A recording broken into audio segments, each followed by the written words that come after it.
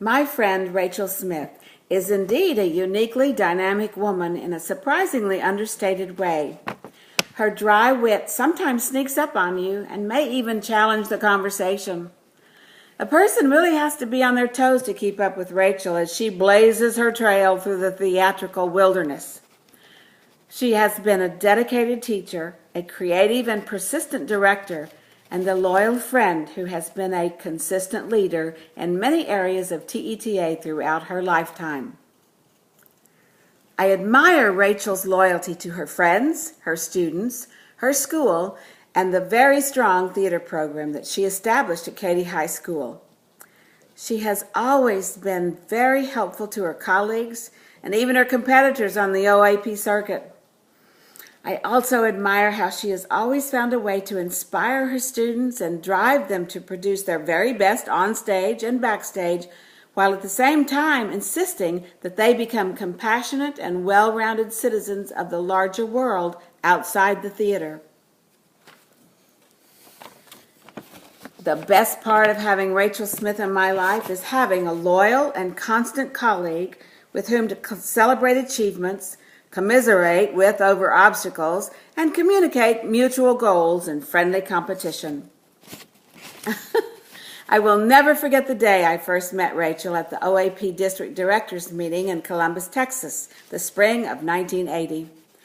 She was a formidable presence, tall, beautifully attired, and oh so confident she seemed to me.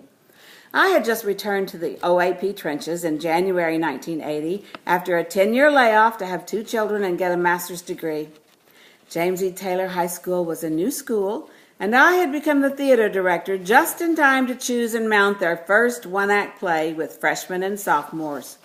Boy, was I scared. I chose The Old War Horse, Aria da Capo, a simple play I thought we could put together quickly but interestingly, and set to work. Then there was that director's meeting, and Rachel and her OAP company of Man-in-the-Moon Marigolds, who acted and directed circles around us and rightfully advanced. We were all in awe of that production, and I of the remarkable and intimidating Miss Smith. Then, the following year, Rachel was hired by Katy ISD, and we became the 2 Rachels.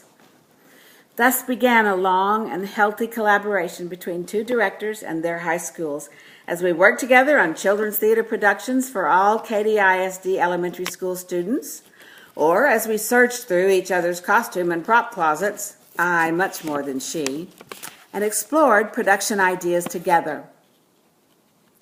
Rachel, knowing you, seeing you work, and seeing the great love and respect that your students have for you has been an inspiration to me throughout the years.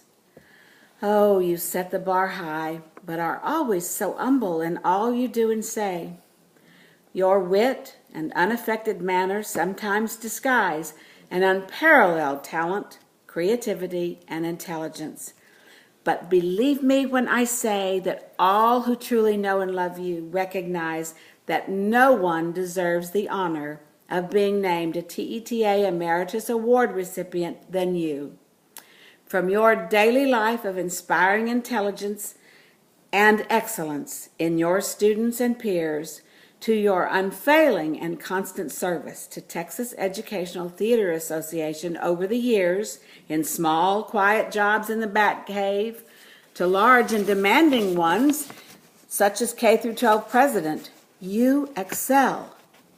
Now, in your retirement, I wish you the very best. I know you will reap the friendships and rewards of long-time service to the theater in Texas, and fully expect to continue our relationship and collaboration on projects yet to come. I can either be your sous chef or seamstress, whichever you prefer. Just let me be there with you. Congratulations, dear friend.